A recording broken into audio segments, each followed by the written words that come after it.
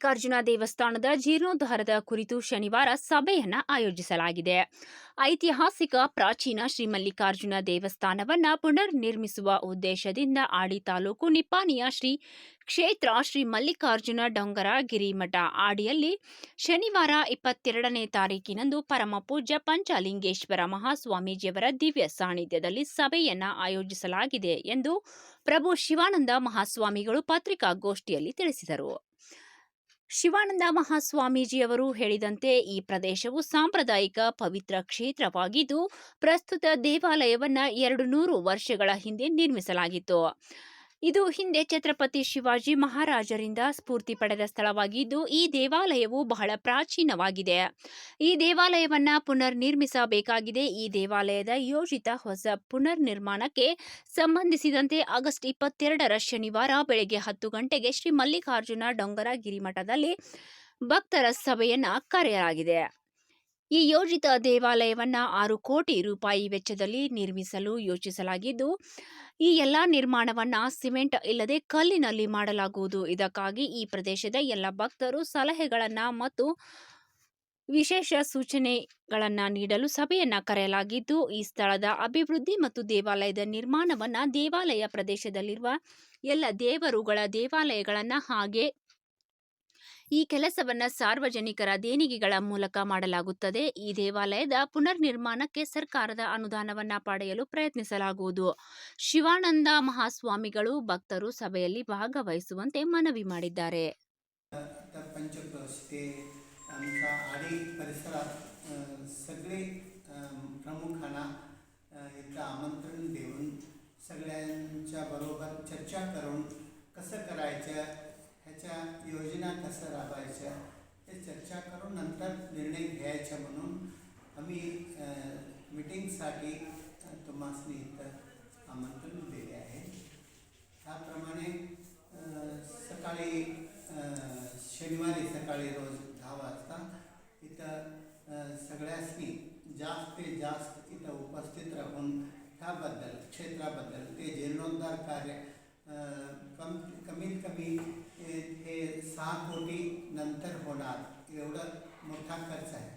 ते बांधकाम म्हणजे ते दगडमध्ये शिखर धरून सगळं दगडमध्ये सिमेंट वापरणार नाही. तिथं बांधकाममध्ये असं दगड जोडणीमध्ये हे बांधकाम निर्माण होणार आहे.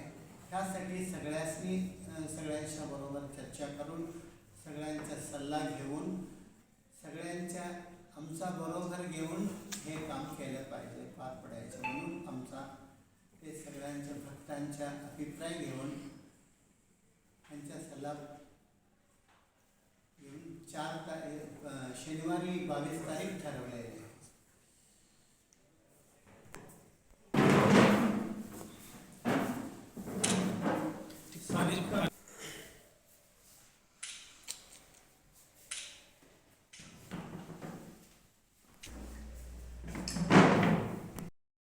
बदलायचं नाही, ಡೆಮಾಲಿಷ್ ಮಾಡೋದು ಎಲ್ಲ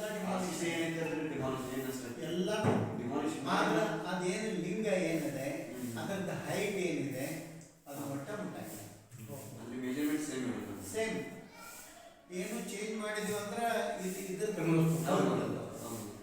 ಅದೇನೋ ಒಂದು ಅವರು ಪೂರ್ವಿಕರು ಅದನ್ನ ಒಂದೇನೋ ಅವ್ರ ಬುದ್ಧಿಮತ್ತೆಯಿಂದ ಅದನ್ನ ಮಾಡ್ಯಾರ. ಅದನ್ನ ನೋಡ್ರಿ ಅವ್ರು ಎಷ್ಟು ಶಾನ್ಯಾರು. ನಾವೇನು ಅಷ್ಟು ಇದನ್ನ ಮಾಡೋಕ್ಕಾಗಲ್ಲ.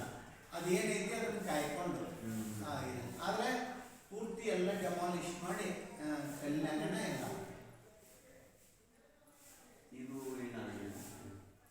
ಇದ್ರದ್ದು ಈಗ ಮೇನ್ ಅದು ಅದ್ರ ಮುಗಿದ ಮೇಲೆ ಇವು ಮಗ್ಗಲೆಲ್ಲ ಇವು ದೇವಸ್ಥಾನ ಪರಿವಾರ ದೇವರುಗಳೆಲ್ಲ ಅವನು ನೆಕ್ಸ್ಟ್ ನೋಡ್ಕೊಂಡು ಬಜೆಟ್ ನೋಡಿಕೊಂಡು ಅನುಕೂಲ ನೋಡ್ಕೊಂಡು ಮಾಡಿ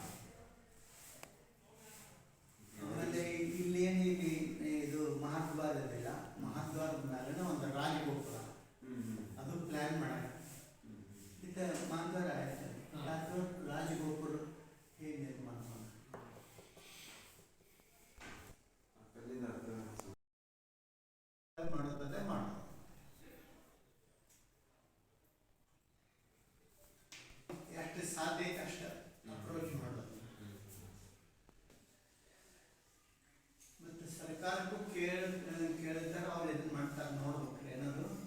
ಅಂದರೆ ಸರ್ಕಾರ ಕೇಳೋದು ನಿಮ್ದು ಪ್ಲ್ಯಾನ್ ಇತ್ತು, ವಿಚಾರ ಇತ್ತು ಇಲ್ಲೋ ಅಂತ ಅದನ್ನ ಕೇಳಿದ್ರು. ಅಂದ್ರೆ ಈಗ ಅವ್ರನ್ನೆಲ್ಲ ಕೇಳ್ಬೇಕಾದ್ರೆ ಎಲ್ಲಾನು ಜನತೆಗೆ ಅಂತಂದ್ರೆ ಕೇಳೋದು ಏನು ತಪ್ಪಿಲ್ಲ. ಆದರೆ ಅವ್ರು ಇದು ಕೊಡ್ತಾರೆ ಇಲ್ಲೋ ನನಗೆ ಐಡಿಯಾ ಇಲ್ಲ. ಏನು ಅವರು ನಾರ್ಮ್ಸ್ ಏನ್ರಿ ಇರ್ತಾವ ಅವ್ರಿಗೆ ಕೊಡಕ್ಕೆ ಬರ್ತಿತ್ತು. ಅದನ್ನ ಈಗ ಸದ್ಯಕ್ಕೆ ಈಗ ಸಾಲ ಹಾಕಿವ್ರು ಅದನ್ನ ಎಲ್ಲ ತೆಗೆದು ಸಾಲ ಮಾಡಿ 80% ವರ್ಕ್ ಕಲ್ ವರ್ಕ್ ಏನು ಸ್ಟೋನ್ ವರ್ಕ್ ಇದೆ ಅದು ಕಂಪ್ಲೀಟ್ ಆದಮೇಲೆ ಇದಕ್ಕೆ ಕೈ ಹಚ್ತಾರೆ. ಅಂದ್ರೆ ಎಲ್ಲ ಇಲ್ಲಿ ಕಂಬುಗಳು ಇವೆಲ್ಲ ರೆಡಿ ಆಗಿ ಬರ್ತಾವೆ. ಪಾರ್ಟ್ಸ್ ಒಂದೊಂದು ಪಾರ್ಟ್ಸ್ ಅಲ್ಲಿದೆ ಬರೋಬ್ಬರಿ ಅವರು 4 ತಿಂಗಳ ಟೈಮ್ ಕೇಳ್ಯಾರ. ರೆಡಿ ಆದ್ಮೇಲೆ 4 ತಿಂಗಳೊಳಗೆ ಎಲ್ಲ ಮಾಡ್ಲಿಕ್ಕೆ 4 ತಿಂಗಳು ಅದಷ್ಟೇ. ಈಗ ತಂದಿ ಹಿಡಿದು ಮಾಡ್ತಾರೆ ಕಲ್ಲಿಂದ.